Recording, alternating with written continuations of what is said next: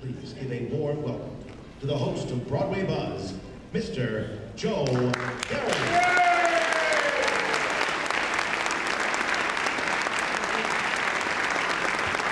Thank you very much, and welcome to Broadway Buzz, and welcome to Funny Girl. The announcement in the theater says, welcome to musical theater heaven, and they are not far wrong. You know, this really represents the golden age of the musical theater. In that period from the 1950s through the 1960s, this show would open in New York in 1964. And it represents everything that is magical about the theater. Great songs, great set, the discovery of an extraordinary star, Barbra Streisand, who would go on for 6 decades to conquer not only Broadway, but Hollywood. She became a great female film director. She would conquer concert halls. She would become the ultimate diva around the world. She is an extraordinary and greatly loved artist. She has just written an autobiography, and as you can see, it's very significant. It took 2 people to get it up on the stage. It's almost 1,000 pages long, and Miss Streisand is in great despair because so far it's only sold 200,000 copies. So please go out and buy it so she's not feeling unsuccessful. It's an extraordinary book, and it looks deeply into an extraordinary career. And the story of Funny Girl is an amazing tale. You know, originally in 1964, the opening was postponed 5 times. At that point in the 60s in New York, theater groups would buy up opening night, etc., and people would plan months in advance about this extraordinary evening that they were going to have in the theater. And for the theater to 5 times have to change the opening date, the show was in so much trouble on the road. It previewed in Boston, and when it opened in Boston, it was 4.5 hours long. There was no one left in the theater except people on the stage, you know, by the end of the show. So they quickly cut 1.5 hours out of the show. They took it to Philadelphia, where they had to continue to work on the music, on the book. The show was in very serious trouble. And they then took it back to Philadelphia a second time. So the show really went through the ringer. And so the word of mouth in New York before it opened, you know, was total despair. It was going to be a total failure. And of course, it did exactly the opposite. It was of an enormous success, and it would catapult Barbra Streisand to superstardom. So, you know, that's how the theater works. And then ironically, when this version of the show opened, it took 60 years for another production to happen in New York. And it came via London. Michael Mayer, who's a very distinguished director, read his bio in the program. You've seen many of his works. But he would preview Funny Girl in London at the Meniere Chocolate Factory, which is a very tiny little theater on the South Bank in London. I really recommend, if you've never been there, a lot of musicals have been reborn at the Meniere Chocolate Factory. So he did this very tiny sort of stripped-down version of Funny Girl there. It sold out the first day for its entire run. It would move to the West End and play at the Savoy Theater to great regard. And Michael Mayer did the ultimate thing. He cast against type, and the actress playing Fanny Brice in the musical wasn't a Barbra Streisand copy, and she got rave reviews and had a tremendous run in London. And so then finally they brought it to New York, and when they brought it to New York, there was an enormous amount of controversy that would happen on social media. There was a large group of people, I mean, we're talking about thousands of people who wanted Lea Michele to play the lead. You will remember that Lea Michele was the star of the television show Glee, and the premise of that television show that these young students were preparing for a life in the theater, and the character that Lea Michele played wanted to play Fanny Brice in Funny Girl, and that's sort of the storyline through the whole television series. And she's a very gifted actress, but she wasn't offered the role originally, so those fans, literally thousands of them, went into great protest, and Beanie Feldstein was cast. She is a film actress who had great success in several films, and she did appear on Broadway as Minnie Fay in the revival of Hello, Dolly with Bette Midler, and she got rave reviews. However, when the show opened in New York, the critics were very displeased with the lead, and the show fell into very serious trouble. And after 6 months of struggling with the show, Beanie Feldstein left the show. I've seen versions of it, pirated versions, I blush to tell you. But in any case, don't tell anyone, I'll be arrested and won't be able to come back. But in any case, she really was quite delightful, but she just didn't have that big superstar voice that apparently is required for the role. And so she left it, and Lea Michele finally got to play the role, and she did the recording of the show. And if you've heard the recording, it really is quite spectacular.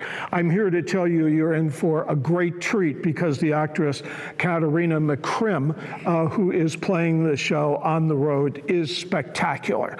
And she has all of the vocal prowess to really peel the paint off the ceiling of the theater. She's extraordinary and gives a very worthy and star-making performance.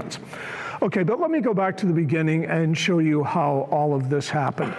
I have to introduce a Hollywood producer. His name was Ray Stark.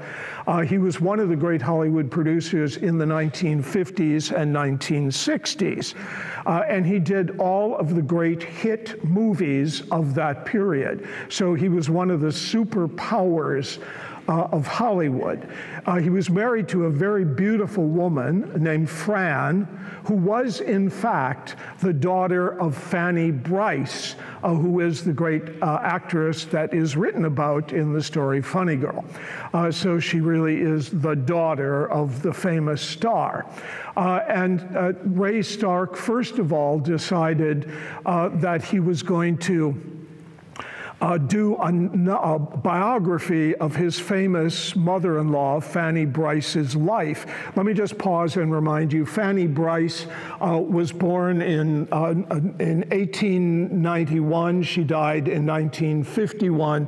She would become a great vaudeville performer, and she would become a star of the Ziegfeld Follies. Let me just pause and remind you, the Ziegfeld Follies would dominate Broadway for 30 years.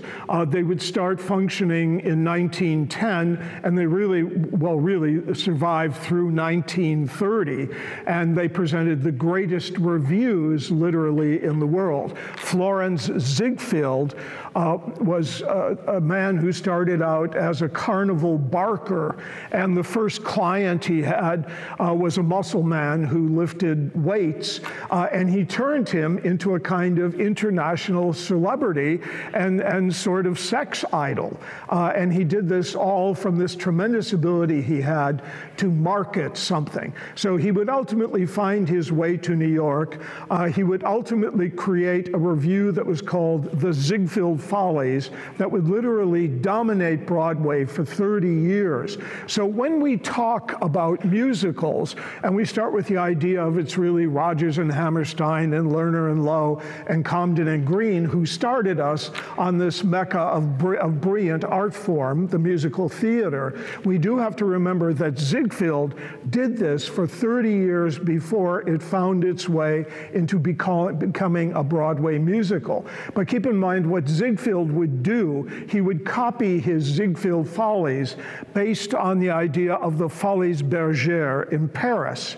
And so he would have these big, spectacular productions. So he would make enormous contributions to set design, costume design, special effects, lighting.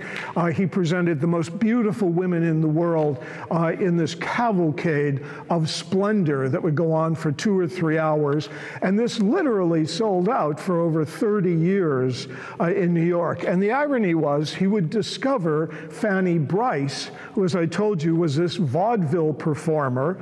And let me remind you, vaudeville came from a French tradition. It was a kind of music hall. In England, we have the term music hall, which meant the sort of popular entertainment of the day, where you'd have singing, dancing, juggling acts, dog acts, magic acts, a whole variety of very diversified talent presenting a show. It was the only entertainment we had at that point. There wasn't television, we didn't have movies, radio hadn't come in, and so this is how the masses found their relief from the horrors and difficulty of their lives. So keep in mind, all of the immigrants who came to America and would settle in New York had all come from capital cities all over the world, where they had these vaudeville entertainments where you could go for very little money and have a wonderful afternoon of theatrical experience.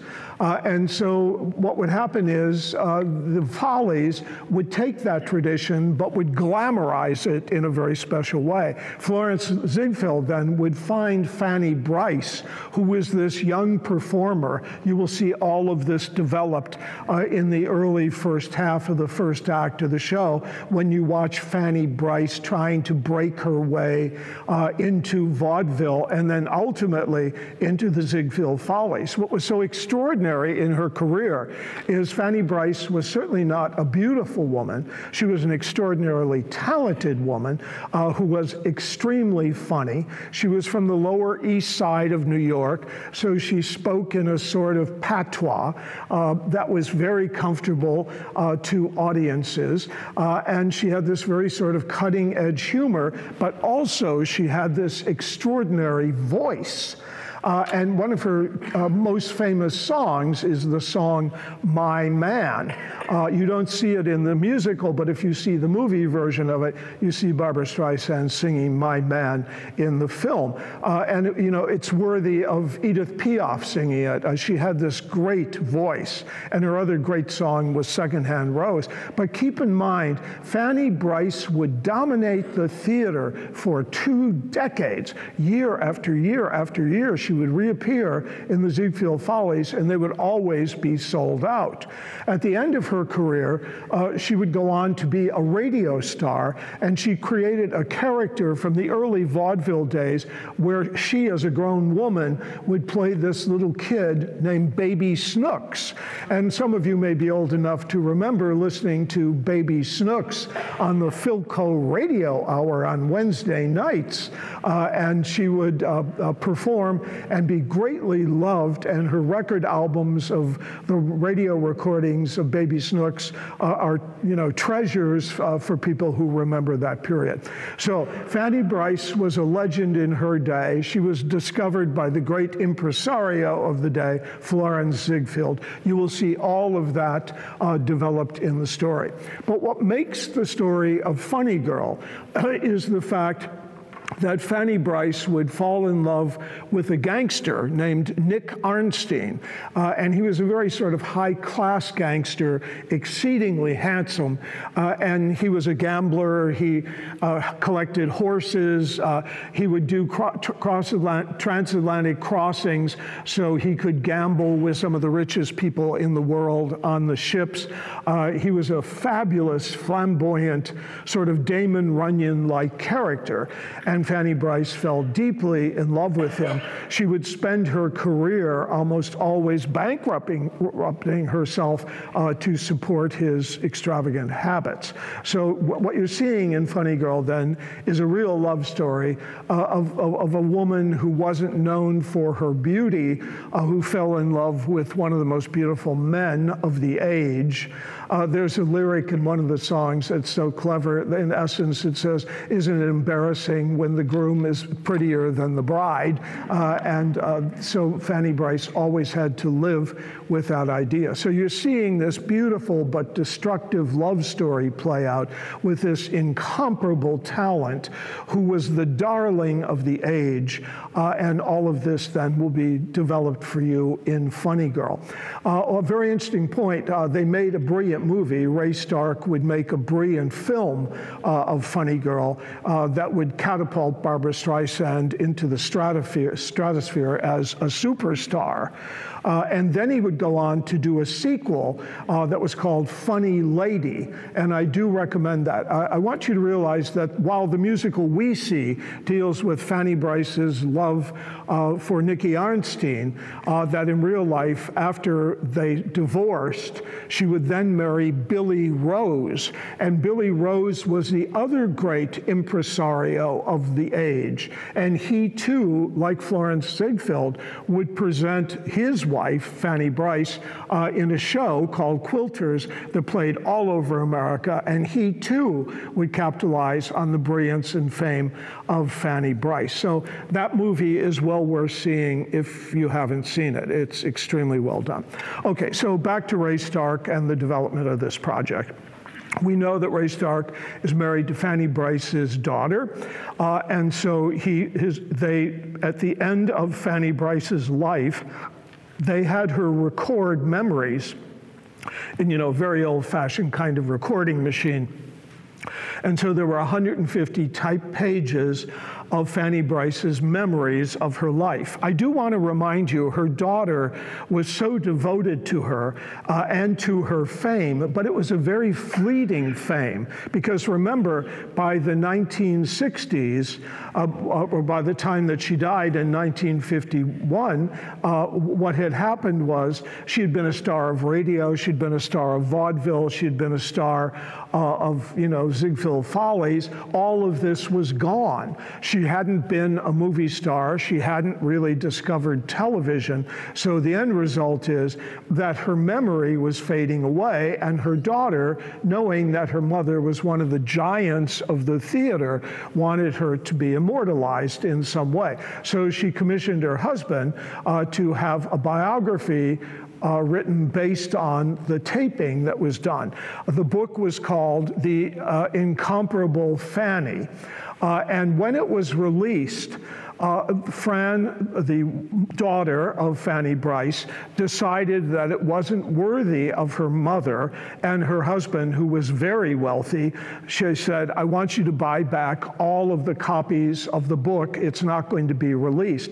And so he paid the publishing company at the time, in the 1950s, $50,000, which was a very large sum of money, to buy all of those copies. So of course, when I do my research, I love to go back and find everything. And so I said, there must be a copy of this somewhere. It took me several months to track it down. I did find one, but I would have had to sell my car and condo to buy it.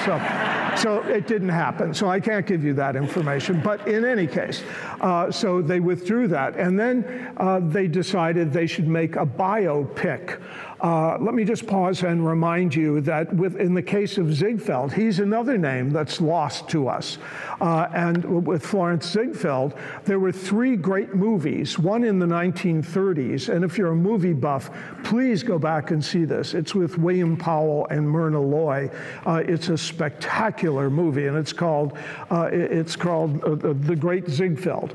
And in it, Fanny Brice does a small cameo role where she performs within the movie, but the movie encapsulates all of the brilliance, and they recreated many of the phenomenal stage productions from his follies in the film. It's a beautiful and it's a very long film. It's like 2.5 hours long, but well worth seeing if you love the theater. And then there are 2 other films in the 1940s. One was called Ziegfeld Girl that starred Judy Garland, again, very well done. And then there's a final version of of the great Ziegfeld. So you have this opportunity of really sort of overdosing on this. So with this in mind, Ray Stark thought he could do the same thing for Fanny Brice, his mother-in-law, by creating a biopic. So he had access to all of the great screenwriters in Hollywood because he was the most important producer of the age, and nobody came up with a script that satisfied his wife or satisfied Ray Stark. But finally, a script came along that was written by Isobel Lennart, and it was called My Man. It, of course, was based on Fanny Brice's great song, My Man, and the story dealt with the love affair between Fanny Brice and Nicky Arnstein. It was a very interesting script, and Ray Stark was very interested in it, and so he just sort of passed it around to get people's reaction to it, and it landed on the desk of David Merrick, the great New York producer who produced Broadway musicals.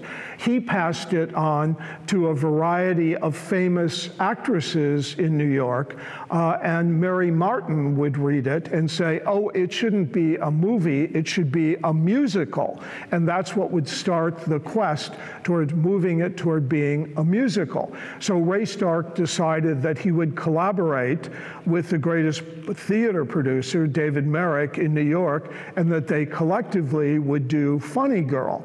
And they started out with that idea. They hired Jule Styne to write the music. As you remember, Jule Styne had just come off in that period of writing Gypsy, which is one of the most beloved musicals from the golden age of the musical theater. And of course, it deals with the same period. It deals with vaudeville. It deals with the idea of spectacular productions like The Follies. And so the end result is Jule Styne was the perfect choice to write the music for a period that he clearly understood and clearly immortalized in Gypsy. If you haven't seen the movie of Gypsy in a while, go back and watch it. It's really delightful, and it's a wonderful companion piece.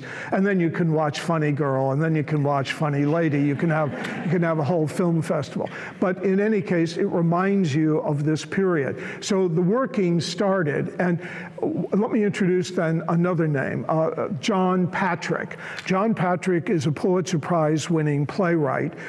For those of you who may be familiar with the theater at Baldwin-Wallace, you know that John Patrick was a staple at Baldwin-Wallace for years. He was sort of their playwright in residence, and the theater at Baldwin-Wallace was named after John Patrick. He was very close to Ray Stark, and they had done many movies together. High Society, Lay Girls, Three Coins in a Fountain, Love is a Many Splendid Thing, Shoes of the Fisherman. I mean, the list goes on and on and on.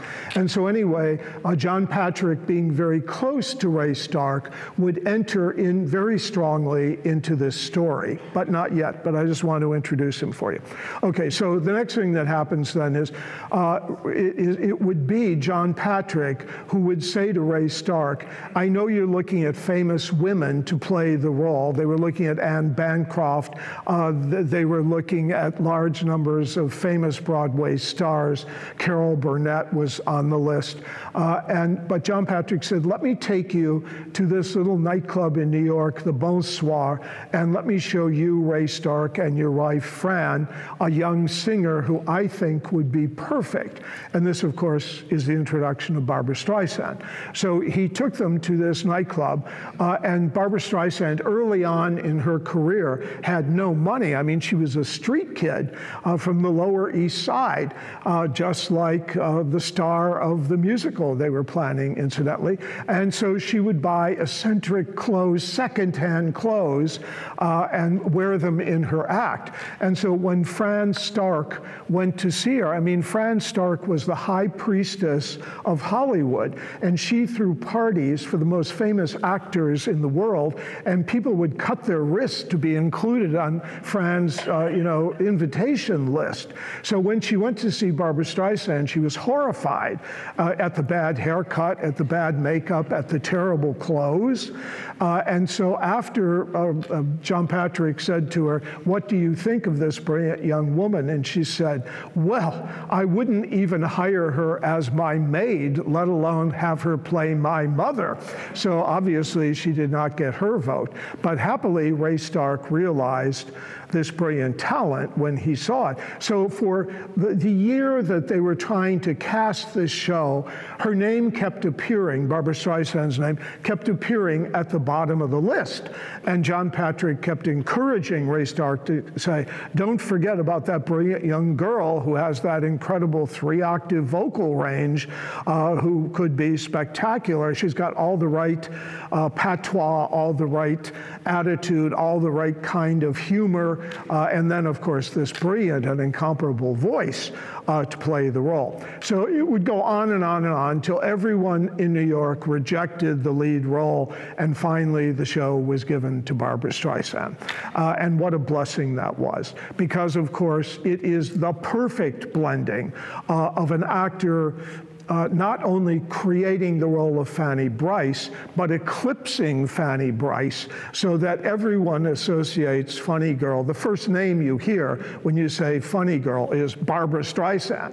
You don't hear Fanny Brice. And now in modern audiences, most young people don't even know who Fanny Brice was.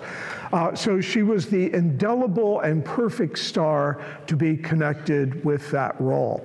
Okay, so when the show was out of town, as I told you, it went through this nightmare of a period, they called in John Patrick, our old friend who was very deeply connected to Baldwin Wallace, to be the play doctor. He was given credit as play doctor. In that period, in the 50s and 60s, they very often took great playwrights who won Pulitzer Prizes or Tony Awards and would have them come in and give advice about the saving of the show. So John Patrick was called because he was a close friend of Ray Stark's and because of his own credentials, having won Tony Awards and the Pulitzer Prize, to do this. And I want to share a story with you that he told me. In the final days, after they had made all these brutal cuts, and keep in mind, the role of Nicky Arnstein in the original version was much bigger than it turned out to be. And it was cast by a very established actor of the day, Sidney Chaplin, who was the son of Charlie Chaplin. And he was a very elegant actor, but he kept watching his role be eroded and eroded and eroded. Let me point out two things for you to show you some of the contributions that Patrick made to this show. There's a wonderful seduction scene when Nicky Arnstein takes Fanny Brice to a restaurant for dinner, and she senses that she sees this couch and she sees this as a seduction, and it's a very funny comic scene. But they gave Nicky Arnstein the song, "You Are Woman, I Am Man," which is a delightful song that's still in the show, but originally it was only a solo for him, and it just sort of fell flat. It was a lovely ballad, he sang it well, but it didn't do anything for the show. And it was John Patrick who said, "You've got to find the comic counterpoint. You've got to give her, it's got to be a duet, and she has to sing." He sings loving songs, "You Are Woman, I Am Man," sort of sexy, setting up the seduction, and then she sings these comic lyrics. One of the lyrics, listen carefully in the show, this was a Patrick donation to the show, when he says, will a convent take a Jewish girl? She's afraid of what's going to happen in the seduction and that she's going to surrender. She's in this room with this totally gorgeous man. Okay, so that's an example of what would happen. But John Patrick finally said, right before the show went to New York, he said, "I really have to protest this song, People." John Patrick was a recluse, and he was very antisocial. And so he said, the line should really be, "People who don't need people are the luckiest people in the world." Well, Barbra Streisand went ballistic, and she chased him out of the theater. But keep in mind, he was her benefactor. He was the one that drew attention to Barbra Streisand and helped her to become a star. Years later, he went to a concert she did in London, and she wouldn't receive him backstage, so she had a long memory.